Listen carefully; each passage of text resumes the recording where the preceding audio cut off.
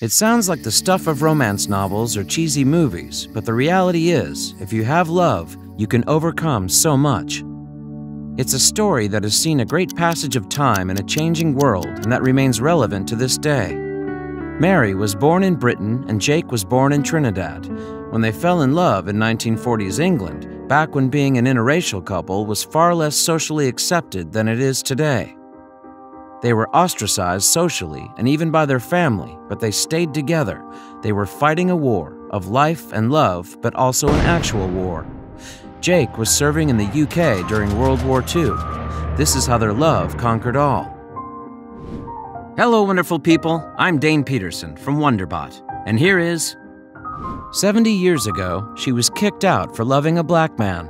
Today, they are still together. Before we begin, make sure to smash the like button, subscribe to our channel, and click the notification bell for more amazing videos.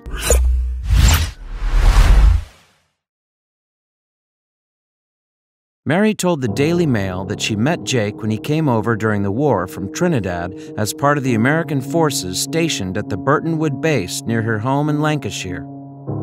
We were at the same technical college. I was having typing and shorthand lessons, and he'd been sent there for training by the Air Force. He was with a group of black friends, and they called my friend and me over to talk. We didn't even know they spoke English, but Jake and I got chatting. He quoted Shakespeare to me, which I loved. Mary. A few weeks later, the couple went for a picnic with friends, but were spotted by a lady cycling past. 2 English girls with a group of black men was very shocking, and she reported me to my father, who banned me from seeing him again, she continued. But as fate would have it, they met again. So that was that for the time. Once the war was over, Jake had to leave Mary behind and return to Trinidad. But the two sent each other love letters during their time apart, and ultimately Jake realized he needed to be with Mary.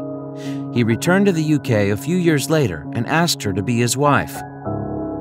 He asked me to marry him quite out of the blue when I was only 19, Mary recalled.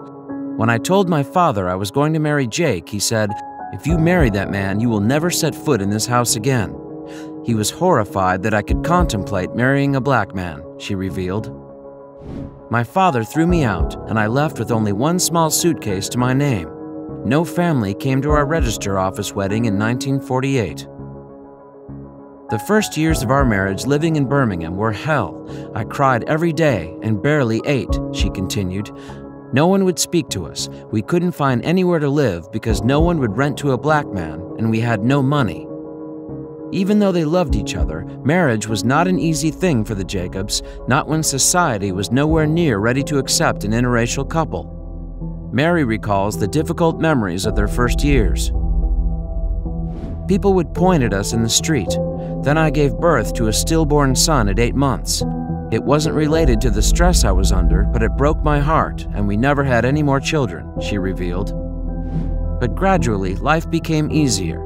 I got teaching jobs, ending up as a deputy head teacher. First, Jake worked in a factory, then for the post office, she said. With no family to fall back on, the couple slowly began making friends. However, it wasn't always easy as they faced a lot of discrimination and prejudice from those who couldn't accept a white woman and a black man being together. I used to say to new friends, "Look, I have to tell you this before I invite you to my home. My husband is black." The most painful thing of all is never having had her father's approval even after so many years. My father died when I was 30, and although we were reconciled by then, he never did approve of Jake, she revealed. A few years ago, Mary and Jake celebrated their 70th anniversary.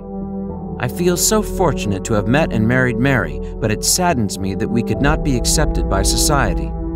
Nowadays, I say to young black people, you have no idea what it used to be like. When I arrived in the UK, I was subjected to abuse every day. Once I was on a bus and a man rubbed his hands on my neck and said, I wanted to see if the dirt would come off. And back then, you couldn't work in an office because a black man in an office with all the white girls wasn't thought to be safe, said Jake. Jake and Mary are now entering into 71 years of marriage, and they are still very much in love.